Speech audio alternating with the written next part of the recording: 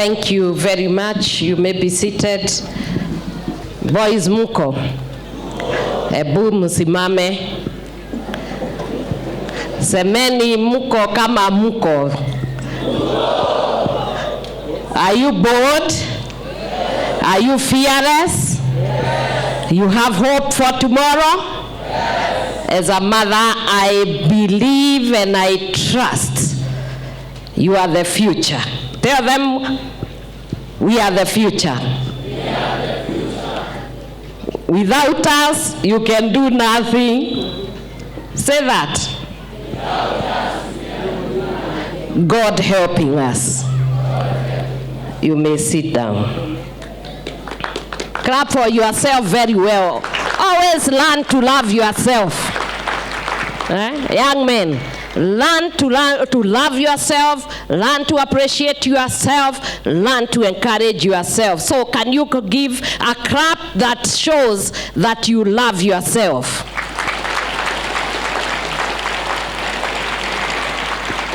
And another one, that you are strong enough. And of course, another one to show there is a mother, Mama Boys, akomta.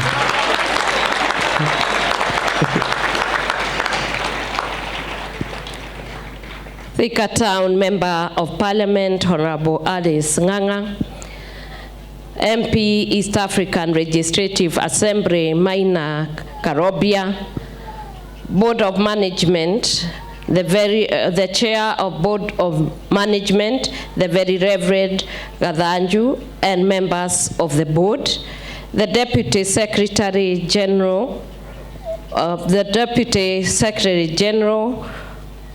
John Bai, the moderator, Thika Presbytery, and the entire team of the sponsor of this school. The PCA Church, which has done us proud across the nation in areas of education, in areas of health. Chief Principal, Thika High School, Mr. J.N. Muraya, Senior Council and alumni Kamotho Waiganjo, and all the alumni who are present today, our DCC, the national and the county government teams, as well as the security teams that are present here, County Director of Education, the teachers and the non-teaching staff, the parents and teachers, esteemed guests, my dear sons, ladies and gentlemen, good afternoon.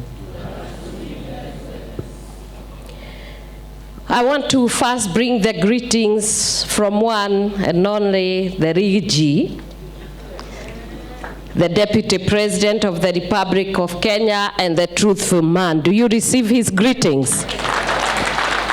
Sasa nyinyi, huyo ndio mzee ambaye anakaa na mimi, and he's my first boy child. Can you clap for him better?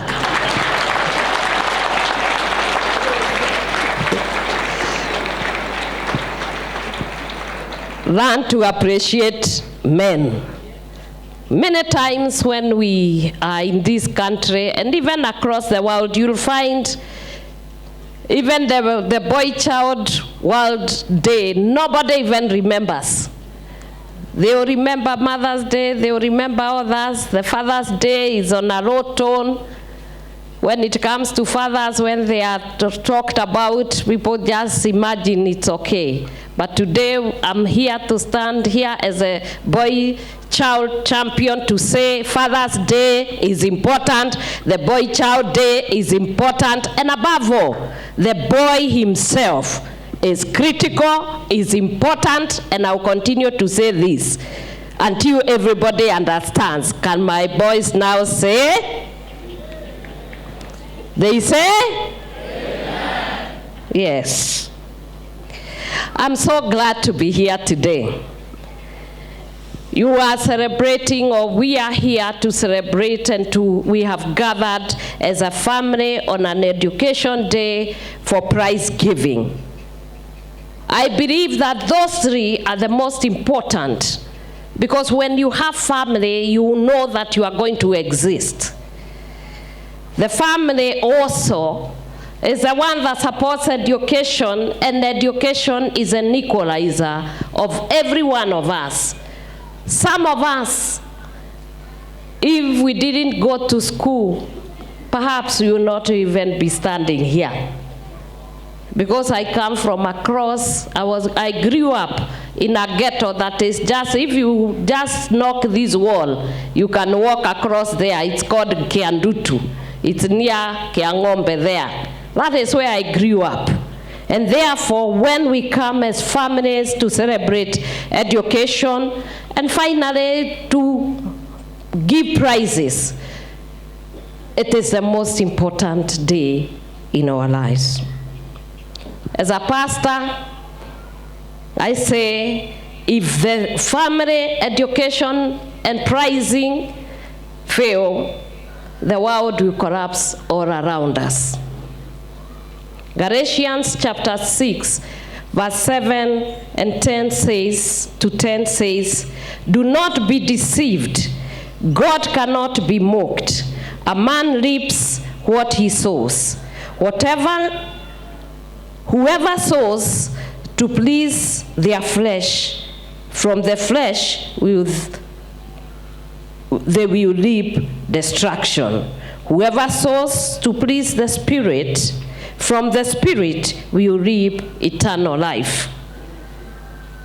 Let us not become weary in doing good, for at the proper time we will reap a harvest if we do not give up. Say, if we don't give up. Therefore, as we have opportunity, let us do good to all people, especially to those who belong to the family of believers. Again, family is lifted here, and the power of sowing and reaping.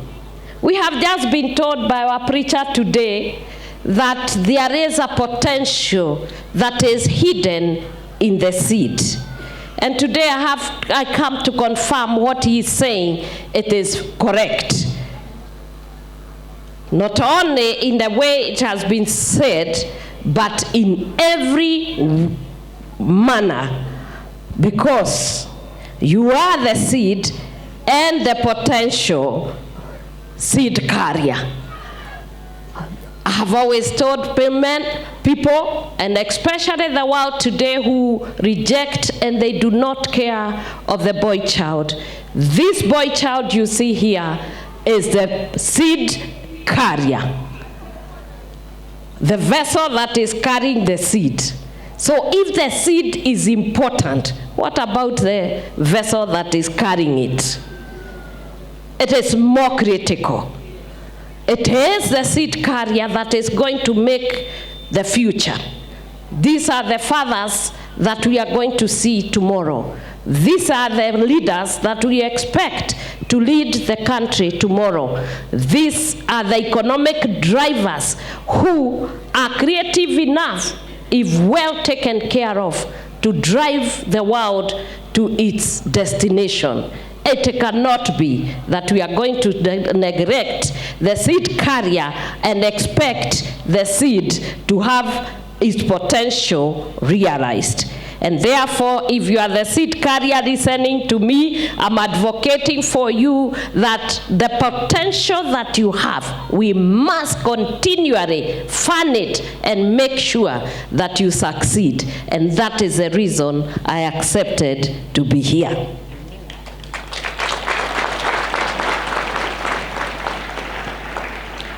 Unfortunately, if the seed carrier lacks knowledge, is fearful, is lazy, and godless, and lacks faith, that seed will become nothing.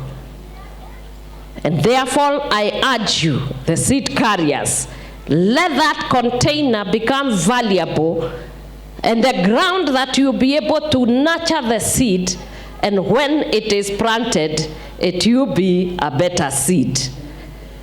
It is therefore my great pleasure and honor to be at Thika High School on this prize-giving day, as we recognize the hard work that has borne great fruits. This occasion will not only see the best amongst you rewarded, but also create an opportunity for you to interact with your parents and your guardians. Mentoring the boy child to scale the walls of life is a timely theme for this occasion. A time for us to re-examine the state and the status of the boy child. We have a moral obligation and a duty to bring up our children in the right way by teaching them good ethics, work, and family values. As a teacher by profession, I know that teaching is not a profession, but a calling that requires passion, empathy, and kindness. Your selfless commitment to teaching, our dear teachers, and guiding and mentoring goes beyond the classroom, and we are grateful for the countless hours you spend outside the school hours preparing lessons and grading assignments, and also providing individual support to those who need it most. We have just seen one of our students who came here. Maybe many people would have dismissed him and they would have thought you not make it. But with your guidance, your mentorship, and your effort and sacrifice, you brought out the best of him.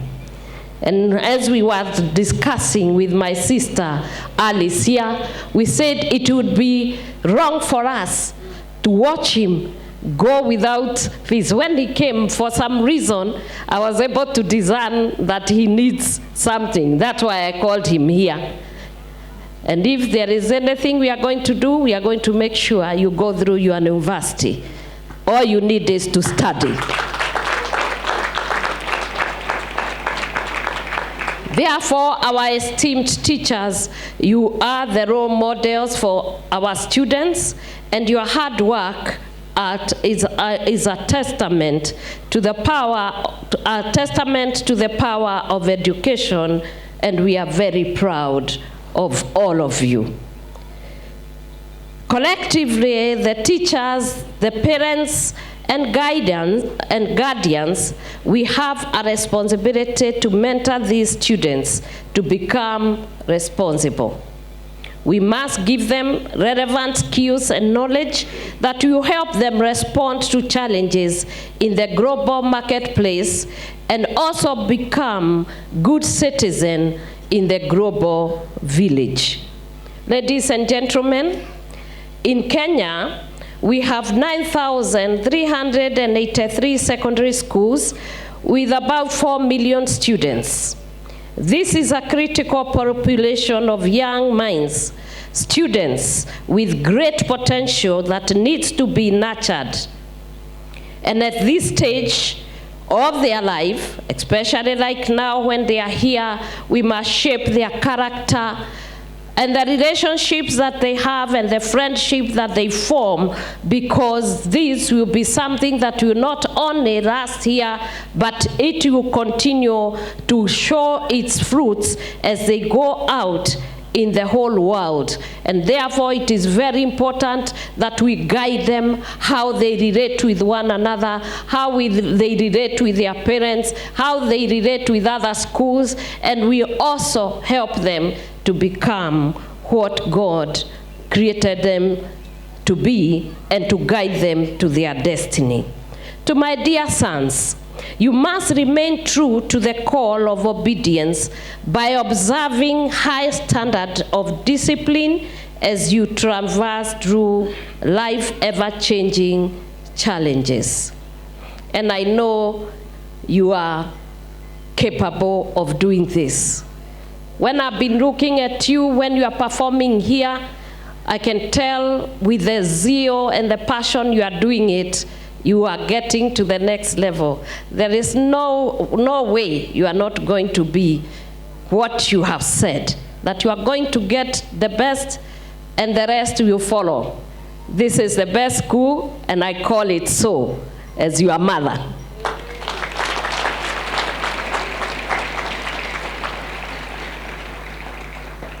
Indeed, every one of us here today is duty-bound to make a positive contribution towards a better tomorrow for our boy child.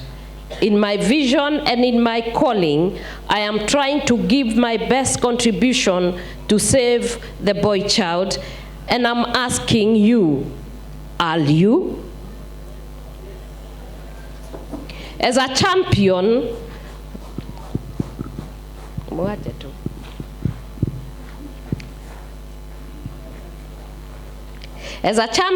for the boy child,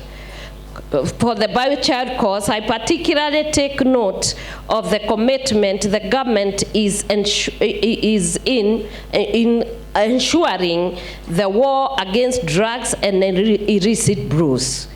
While the government has an obligation to do this, it must take our collective responsibility to keep drugs and alcohol away from our children. By keeping our children away from today's distractions, we are securing their future, and we must do it intentionally and deliberately. In the world we are living today, we have merchants of death, and we have barons who are out there to destroy the youthful population in Africa and Kenya. And you young men, you must be careful not to fall into the trap and the satanic agenda that will destroy you. You have just demonstrated by the skit that I saw here that illicit brew and all these drugs will destroy you.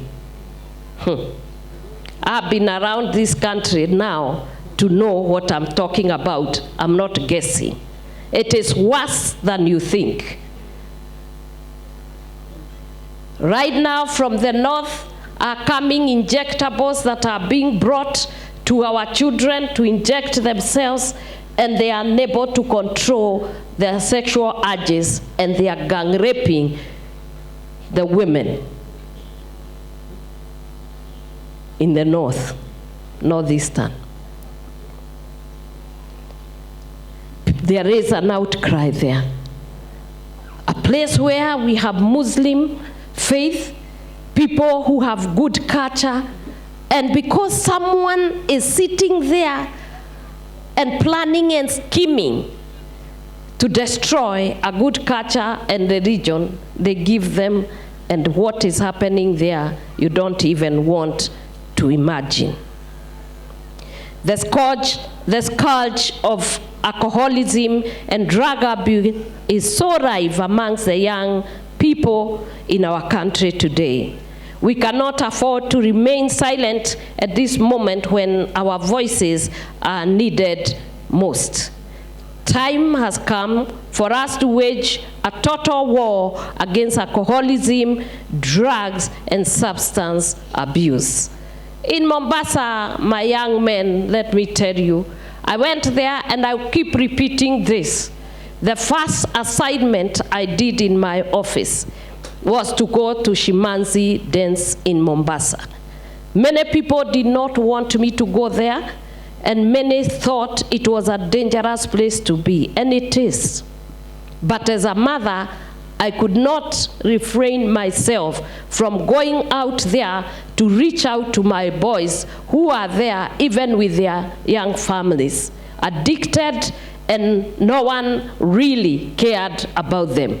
So I went there the first time with a medical camp. The next time I went to feed them. The next time I went to pray with them. And the fourth time when I went for medical camp, one of them looked at me straight in the eye and told me, I have seen you in the televisions, and you are saying you are taking people for rehabilitation.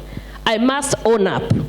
I never imagined any one of those people who are in that den would want to come out. Because they had injected themselves, we were going there to treat the wounds, and they had nowhere, some of them, to inject themselves. They were doing it through the chest. So when somebody like that approaches you, you do not think that that person can change. But because they had made their mind, and one of them boldly approached me, today, 78 of them are coming out of a rehab center.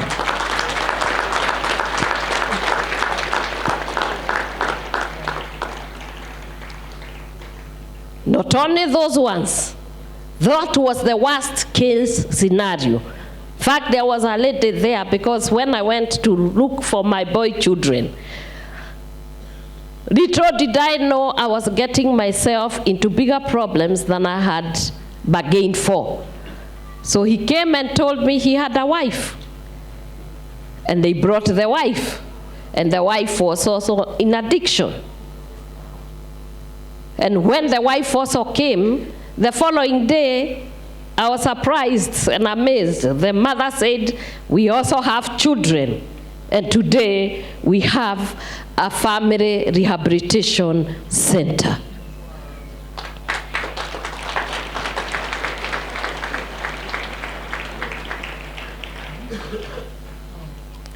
In the last 1 year and a half, when we have been transversing and working amongst the young men, we have been able to go to community rehabilitation program, which has brought out, and this one we are working with faith-based, both the Christian and the Muslim faith. We have been able to work around 4,500 young men. They are come out of addiction. Across the rehab centers in Bomet, and I can tell you this thing is not just here in Mount Kenya, it is everywhere. So in Bomet, we have 200 who are in rehab center. We have in Meru, we have in Embu, we have here in Kiambu, we have in Nyeri, we have in Nyandarua, and all these are trying to get out of addiction. So in August, we are graduating those who have been in-house or inpatient in our rehab center, 1,200 men.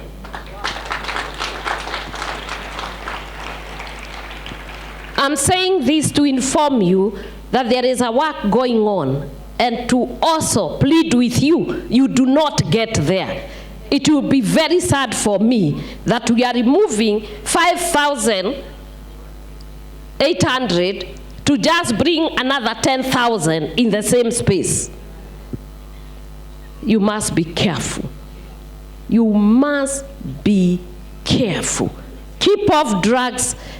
Keep off beer. I think when we were here in the prayer, I showed you in Proverbs 31, what destroys kings and rulers is beer and wine and women. And said all those, shun them, but women only when it is necessary.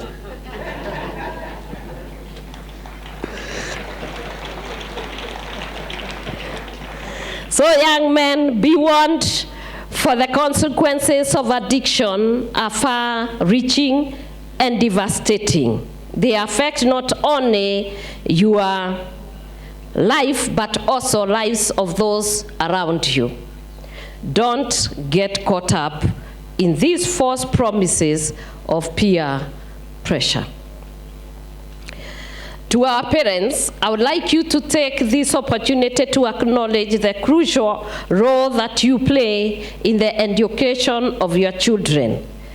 Your unwavering support and guidance are the foundation upon which our students build their confidence and academic achievements. May you model great values for our children by leading them as an example. Many of us don't know that our children smoke and they also drink and take drugs because they saw it with their parents. It is wrong for us as parents to even imagine that we are going to produce, as we said in Galatians, that what you sow, you expect righteousness. With your children, you expect right behavior. If you are sending your child to the fridge to go and get the father, the beer, and to open and to mix the wines for them, be careful. As they do that, they are watching. So as parents, may we be the right model for our children. Let us give them. Let me give you an example. And I'm saying this to the parents because this is true. As a child, I was deeply influenced by seeing my mother's devotion to prayer. It was a powerful and a formative experience that laid a strong foundation for my spiritual life.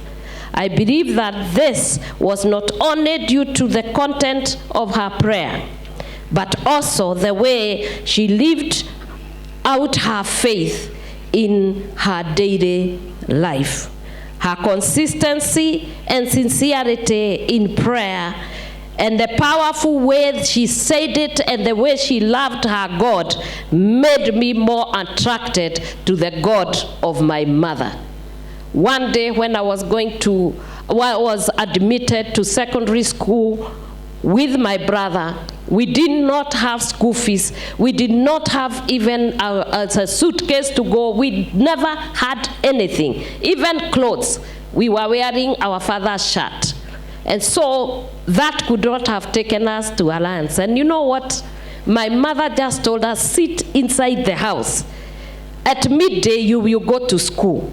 And she sat with a stool outside. She prayed. And like exactly midday, there was a DC who used to be in this Thika. He was called Haris Thuokivadi. He came and he took us to school, bought everything, paid 1 year school fees, and that changed my life. The prayer of a mother and the modeling of character by a mother. Ladies and gentlemen, like many institutions of learning in our nation, Thika High School has come of age after going through remarkable growth in academics and extracurricular activities since your inception in 1956. Under the Church of Scotland Mission, now the PCA, your stellar performance in last year's Kenya Certificate of Secondary Education, KCSE, must be guarded jealously. Will you do that? Let me tell you, when you are up there, it is not as easy as when you are standing down here. Those who are standing down here, they are already on the ground. But if you have climbed the ladder and you are up there, it is very easy for somebody to shake it. And you will come down. But I pray for you. You will not come down. You climb higher and higher and higher.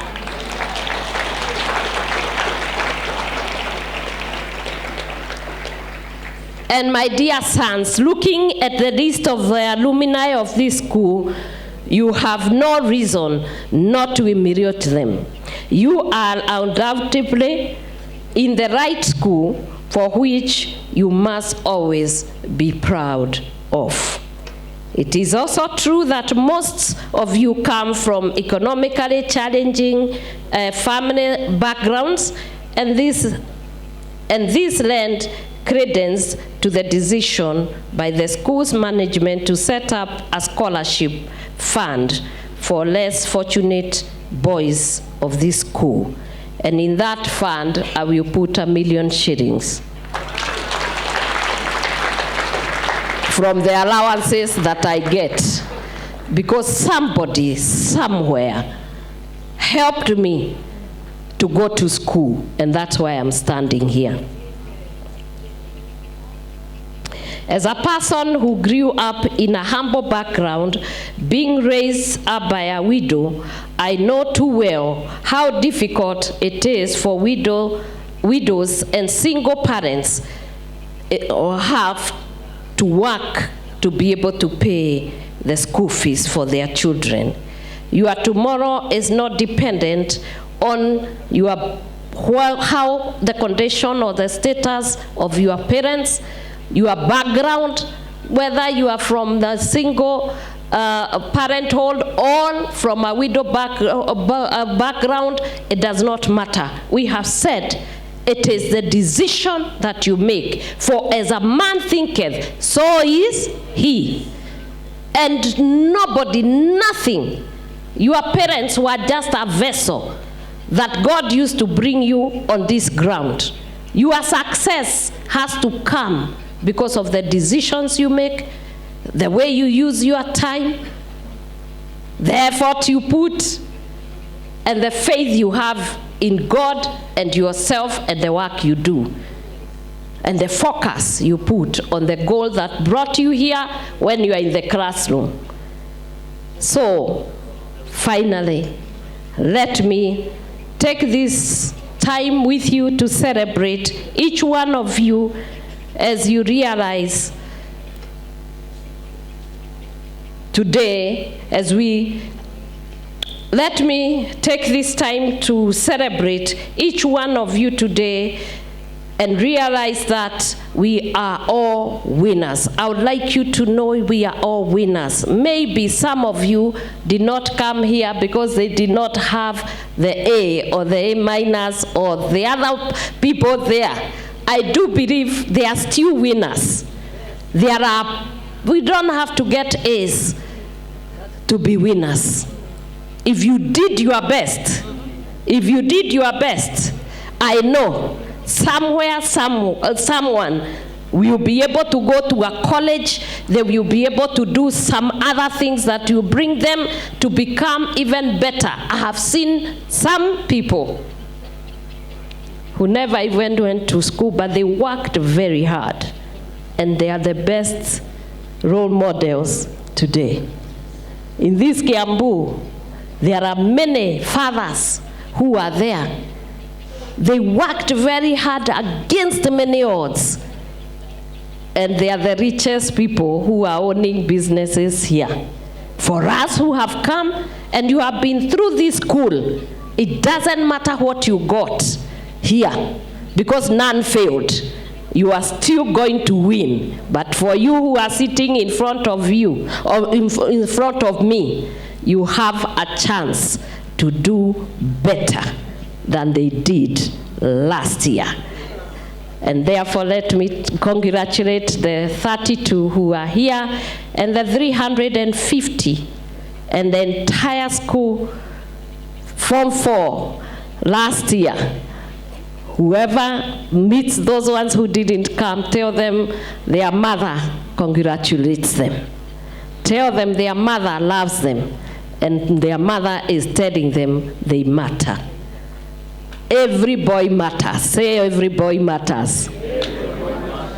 It is not about the performance, even though it is important, but every boy